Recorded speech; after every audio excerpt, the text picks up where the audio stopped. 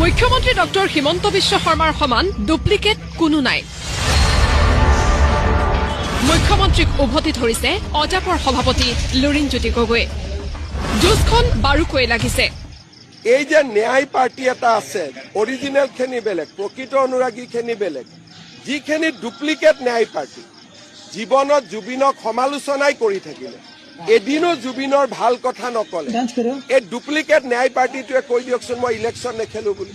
কথা তেওঁ বেলেগক কৈছে, মানে ডুপ্লিকেট ন্যায় বিচৰা পাৰ্টি।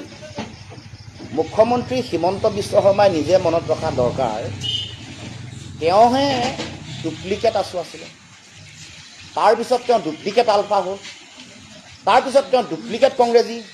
আৰু মই আজিয়ে কৈ থৈছোঁ, সময়ৰ ইতিহাসত এইটো লিখা থাকিব, হিমন্ত বিশ্ব শৰ্মা ডুপ্লিকেট বিজেপি হিচাপে প্ৰতিষ্ঠিত।